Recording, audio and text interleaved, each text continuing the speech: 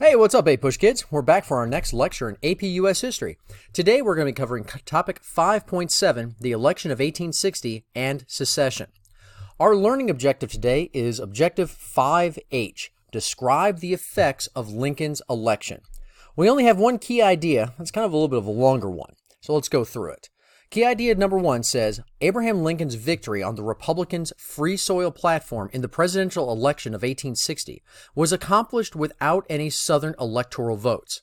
After a series of contested debates about secession, most slave states voted to secede from the Union, precipitating the Civil War. Now, for many in the South, the election of 1860 was the final straw for them. Republicans had nominated Abraham Lincoln, who argued for the free soil and for a strong national government.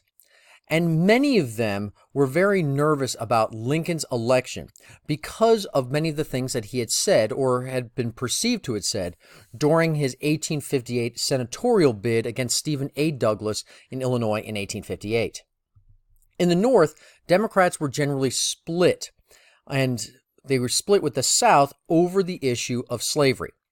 In the North, the Democrats nominated Stephen A. Douglas, who argued for popular sovereignty, allowing for individual regions to vote whether or not they wanted slavery or not. Southern Democrats, on the other hand, nominated John Breckinridge, who argued for states' rights and the protection of slavery anywhere and everywhere. Because the Democrats in the North and South were split between Douglas and Breckinridge, and the Northern Republicans were united behind Lincoln, Lincoln is going to win the election without a single Southern vote. In Georgia, Lincoln wasn't even an option. Talk about hashtag not my president. The Southerners assumed slavery would soon be abolished by Lincoln, and began to discuss the possibility of seceding and breaking away from the United States. Now, Lincoln, during this time, said that he would not touch slavery where it was. However, he was a free soiler, and had talked very explicitly about the fact that he would not allow slavery to continue to expand. Now, there was one last-ditch attempt to try and stop the split between the North and the South, called the Crittenden Compromise. Now, what this said and what this proposed is that slavery in the territories was to be prohibited above 3630, that's Missouri Compromise line. But south of the line, it was going to be given federal protection, essentially going back to the Missouri Compromise. However, it failed. And in December of 1860, before Lincoln is even able to take office, he hasn't even taken the oath of office yet, not even the president yet, it's still Buchanan in office, South Carolina becomes the first state to secede from the Union, claiming states' rights.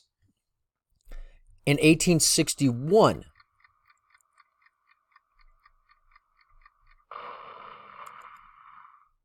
more Southern states will secede, and the Civil War between the North and the South will begin. This Civil War will have both long-term and short-term causes. The long-term causes was the conflict over slavery in the territories, those economic differences between North and South, and the conflict between states' rights and federal control. Immediate causes were the election of Lincoln, the secession of Southern states, and finally the firing on Fort Sumter. Lincoln's election in 1860 was the first step towards the outbreak of the Civil War. And as we've said before, is that South Carolinians feared that the victory of this Republican president would bring an end to slavery, and therefore they seceded from the U.S. 7 other Southern states by early 1861 will also secede. By February of 1861, this entire Deep South, all the states that are in green there, will have seceded. Now, the Upper South, including Arkansas, Tennessee, North Carolina, and Virginia, have not yet seceded.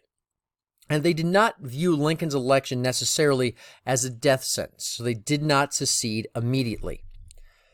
Now, the Constitution of the Confederacy was very similar to the Constitution of the U.S., except that it protected slavery and states' rights, outlawed tariffs, created a weak national government, and elected Jefferson Davis as the president of the Confederacy. Now, Lincoln is going to view Southern secession as illegal, and he promises to preserve the Union. And the next quote, which he doesn't give until 1862, after the war's already started, is really kind of important for us to understand as at least a starting point for Lincoln's thoughts during the war. He says, "My paramount object in this struggle is to save the Union, and it is not either to save or destroy slavery. If I could save the Union without freeing any slave, I would do it. And if I could save it by freeing all the slaves, I would do it. And if I could save it by freeing some and leaving others alone, I would also do that." And that's going to be an important kind of starting point next time as we talk about Lincoln's actions during war. But the actual fighting will begin in April of 1861. Federal soldiers are going to refuse Confederate demands to vacate Fort Sumter in the port of Charleston, South Carolina. Lincoln attempts to send aid, and when he does, the Confederates fire on the fort. The firing on Fort Sumter is going to be the first shots in this 4-year-long struggle, the bloodiest war in U.S. history, the Civil War.